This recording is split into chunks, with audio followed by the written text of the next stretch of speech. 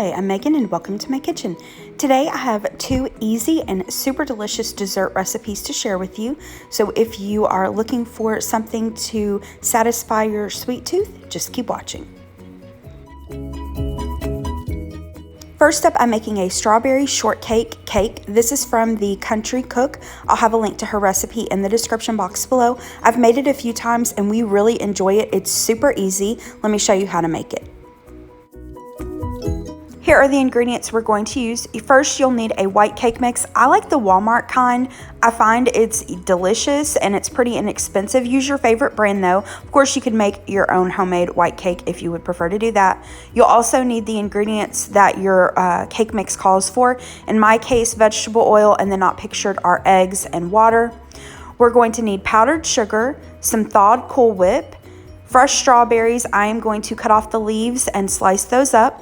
You'll need a block of softened cream cheese, and then you'll also need some of this strawberry glaze. Now, I find this in my grocery stores. It's usually near the strawberries. Sometimes it's near like the fresh cut up fruit and fruit trays and stuff like that. All right, so here are the ingredients. Let me show you how to put this together. First, I just followed the instructions on my cake mix and baked up the cake, and you'll want to allow this to cool completely. Now, my cake kind of bubbled up in the middle a little bit, and all I did was just take a knife and slice the top of that off.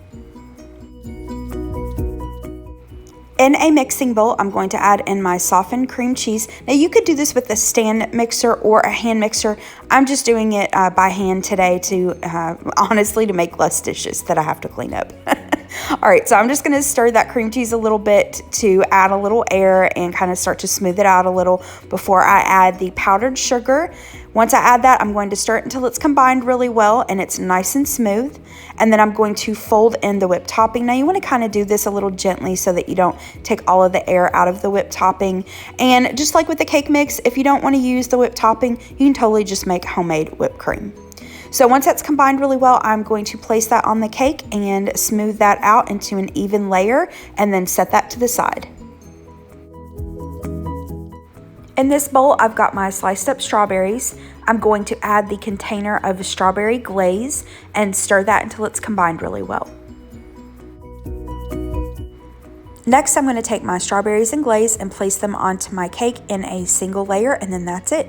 You can eat this right away, or you can keep this covered in the refrigerator. And a quick note, the recipe does say to use a 9x13 pan. I used a smaller pan than that. I can't remember the exact size, maybe like a 7x10. So that's why my cake pan looks pretty full. If you use a 9x13 though, you'll be able to cover the cake easily. All right, here is the finished cake. This is so good, so yummy. Love the white cake mix and then the strawberries and glaze, and then that cream cheese, powdered sugar, and Cool Whip layer. It tastes almost like cheesecake. So like I said, if you like strawberry shortcake or strawberry cheesecake, I would highly recommend you give this recipe a try. It's so easy and delicious. Definitely a crowd pleaser.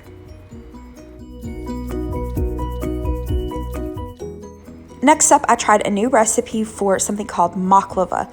Now, my husband loves baklava, and I like it too, but I'm not a super big sweets person, and baklava is very, very sweet. So for me, a couple bites, and I'm usually good on that. But it's something that I've kind of wanted to make, but I know from watching on cooking shows, it's intimidating to me. Seems like quite a bit of work. You have to layer your phyllo dough, and then phyllo dough can kind of be particular to work with. It can rip really easily, and so it's just not something that I've gotten around to making yet. When I saw this recipe for Mocklava or mock baklava on Pinterest, I was like, yes, this looks so much easier. Let me give this a try. So let me show you how I made this. Here are the ingredients that you're going to use, and I did have the recipe. So you need some sugar, honey, ground cinnamon, crescent dough, and that's what makes this a little bit easier than regular baklava, is that instead of phyllo dough, we're going to use crescent roll dough. You're also going to need some butter, fresh lemon juice, and then you'll need some chopped either pecans or walnuts. I prefer walnuts, so that's what I'm going to use. And then you'll need some cooking spray or butter, some way to grease your baking dish. I've got the oven preheating to 350 degrees. I'm going to spray my baking dish really well with some cooking spray.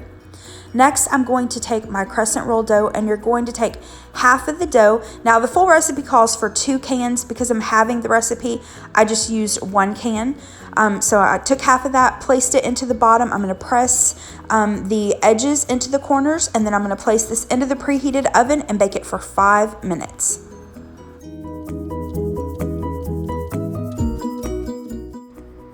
While that crust is baking, in this bowl, I'm going to add in my chopped nuts, half of the sugar, and then the ground cinnamon, and I'm going to thoroughly coat the nuts with the cinnamon sugar mixture and set that to the side. After the crescent dough has baked for 5 minutes, we're going to remove it from the oven and then sprinkle on the cinnamon sugar nut mixture as evenly as possible over that crescent roll dough. Next, I'm going to take the other half of the crescent roll dough and place it on top. You do want to make sure that you score this into triangles. With scoring it, just try not to cut all the way through the dough. If you do, just pinch it back together. So once that is on there, I'm going to set that to the side, and we're going to make the honey sugar mixture to go on top. In a saucepan, I'm going to add the remaining sugar. Next, I'm going to add the honey, and a little tip, if you spray your measuring cup with some cooking spray before you add the honey, it makes it quite a bit easier to get that honey out. Next, I'm going to add the fresh lemon juice and the butter. I'm going to turn this on to about medium heat and heat this to boiling. Once it's at a boiling point, I'm going to remove it from the heat. Now I'm going to take that honey sugar mixture, and I am going to drizzle half of that over the crescent rolled dough. Once I've done that, I'm going to place this back into the oven and bake this for about 20 to 30 minutes or until the top is golden brown.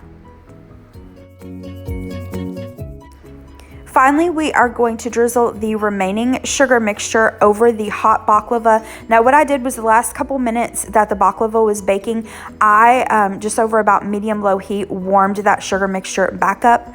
Once we've drizzled that over, you're going to let this cool completely for at least an hour, just out on the counter.